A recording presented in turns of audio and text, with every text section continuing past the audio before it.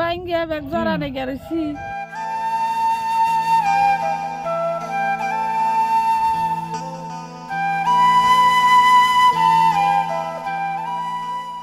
কিছুদিন আগেও ক্লিনিকটা আমাদের এখানে দেখা যাইতো, পানি বাড়ার কারণে দেখা যায় না। এই চর যেন প্রতিদিন নতুন গল্প লেখে, কখনো সৃষ্টি, কখনো বিলীন। নদী লেখে গল্প, প্রকৃতি আঁকে ছবি, আর মানুষ বনে স্বপ্ন। তাই তো এই নদীর বুকে জন্ম নেওয়া কুড়িগ্রামের চর ভগবতীপুর আজও দাঁড়িয়ে আছে প্রকৃতির রূপ আর নদীর নির্মম বাস্তবতার মাঝখানে। হ্যাঁ বন্ধুরা, আজকের ভিডিওতে আমরা এই চরের জীবন, প্রকৃতির রং আর নদী ভাঙনের বাস্তব চিত্রই দেখাতে চলছি।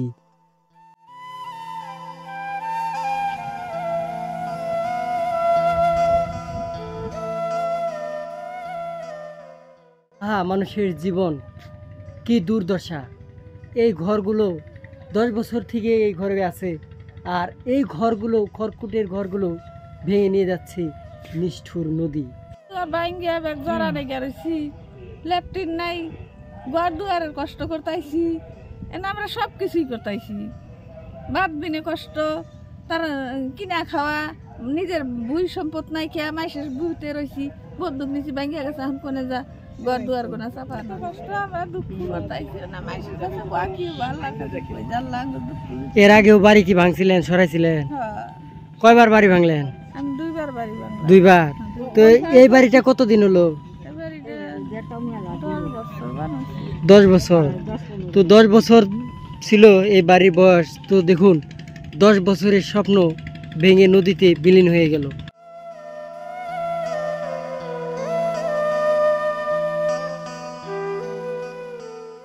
আপনারটাও ভাঙতেছে এরকম?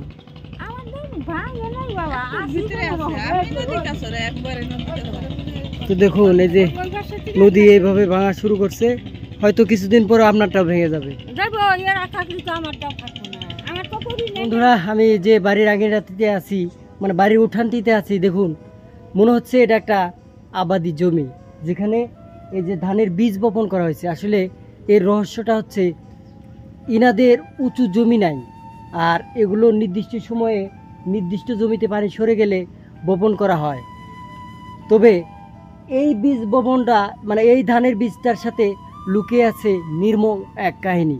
দেখুন, এই বাড়ির উঠানে বীজ বপন করছে বাড়ির সামনের জমিগুলো চাষ করবে বলে, মানে ধান লাগাবে বলে। দেখুন, এই বাড়ি থেকে বের হলাম, আর এই পাশেই ছিল জমি, যে জমিতে এই বিছনগুলো রোপণ করবে, কিন্তু সেই জমিগুলো নদী ভেঙে নদীর সাথে বিলীন হয়ে গেছে।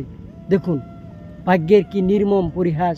মানে যেই ধানের বীজগুলো বাড়ির উঠোনে রোপণ করেছে লাগাবে বলে বাড়ির সামনের ক্ষেতে, কিন্তু ক্ষেত নেই, বিছন রয়ে গেছে। ব্রহ্মপুত্রের স্রোত কখনো শান্ত, আবার হঠাৎ ভয়ঙ্কর। এই নদী ইতিমধ্যে এই চরের বহু ঘর, ফসলের ক্ষেত, গাছপালা গিলে নিয়েছে। শুধু তাই নয়, গিলে নিয়েছে ক্লিনিকও। ক্লিনিক পড়ে আছে। কিছুদিন আগেও ক্লিনিকটা আমাদের এখানে দেখা যাইতো, পানি বাড়ার কারণে দেখা যায় না। এই ক্লিনিকটা হওয়ার পরে পরে আমাদের অনেক সুযোগ সুবিধা আমরা পাইতাম, ফ্রি চিকিৎসা, ফ্রি ডাক্তার আসতো। এই চরের মানুষ, অনেক মানুষ আছে টাকার অভাবে ওষুধ কিনতে পারতো না, এই ক্লিনিক হওয়ার পরে থেকে তারা এই ওষুধ খাইতো। কিন্তু আমাদের দুর্ভাগ্য যে আমরা এই ক্লিনিক পেয়েও রাখতে পারি নাই। ভগবতীপুর চরের মানুষের ভাগ্য এখানে নদীর সাথে বিলীন হয়ে যাচ্ছে। এখানে দেখুন, গহীন নদী, পাশে হচ্ছে বাড়ি, আর এই বাড়িগুলো হয়তো 2 দিন পরে নদী হয়ে যাবে। আপনার দোকানও তো যে মনে হয় না কয়দিন পরে মনে হয় ভেঙে যাবে, যেভাবে 2-3 দিনের মধ্যে সরানো লাগে, দোকান সরাইতে হবে। তো দেখুন, মানে এইরকম একটা পরিবেশে দোকানটা ছিল, আর এই দোকানটা কিন্তু এখন সরিয়ে নিতে হবে। সামনে বরাবর নদী ভাঙন চলছে।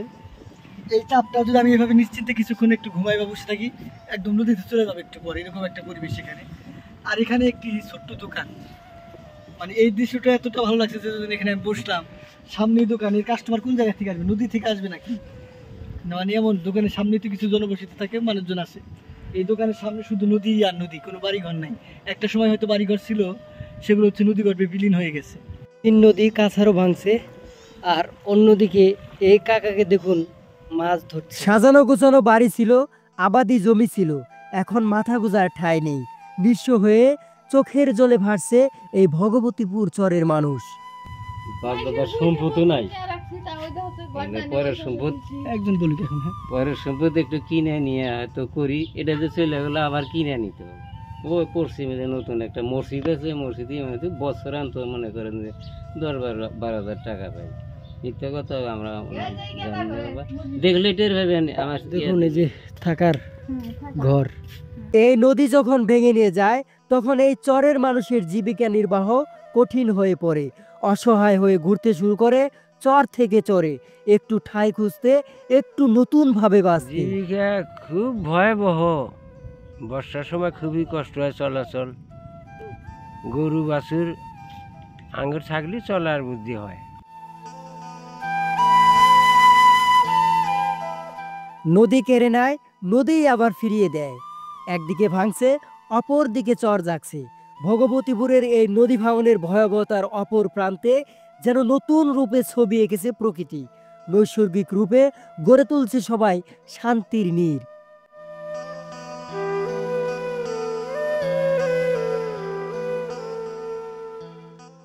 শিল্পীরা যে গ্রামের ছবিগুলো আঁকে, ঠিক সেই গ্রামে এসেছি। দেখুন, এটা হচ্ছে ভগবতীপুর আর হচ্ছে 12-20 গ্রামের একদম জিরো লাইন। এই পাশটাতে হচ্ছে আমি যদি আসি কুড়িগ্রাম, আর এই পাশটাতে আসলেই হবো নাগেশ্বরী, অর্থাৎ এই দুইটার সীমানা হচ্ছে এটা। এই যে এই বাড়িগুলা, এগুলা সব কিন্তু এই ভগবতীপুরের মধ্যে পড়ছে, অর্থাৎ কুড়িগ্রামে। তো দেখুন এই বাড়িগুলো থেকে নামতেই হচ্ছে এই যে মেঠো রাস্তা, পাশেই নদী, নৌকা, মানে সব কিছু মিলিয়ে একদম অসাম, অতুলনীয়, অপরূপ সৌন্দর্যের নৈসর্গিক একটি গ্রাম।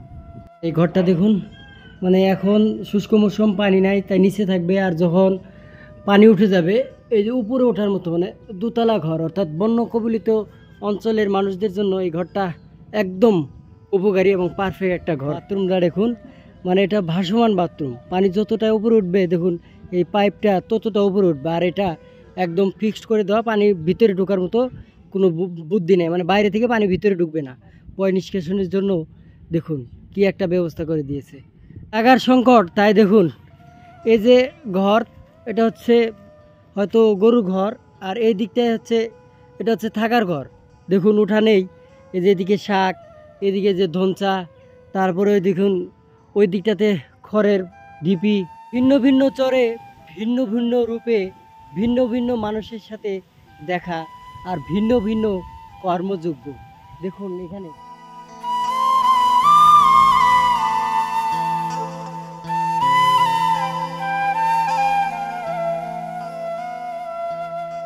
এই বাড়িটার সৌন্দর্যটা একবার দেখুন।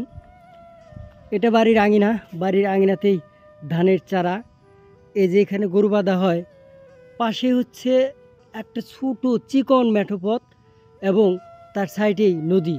দেখুন এখান থেকে যখন এই দিকটাতে দেখবেন, একদম গ্রামের যে নৈসর্গিক যে সৌন্দর্যটা, সেটা আপনি দেখতে পারবেন। এপারে মহিষগুলো পানিতে নেমেছে, ওপার থেকে একজন এপারে আসছে। এপার থেকে ওপারে যেতে নৌকা ব্যবহার করা হচ্ছে, এজন্য প্রাকৃতিক অনন্য এক রূপ।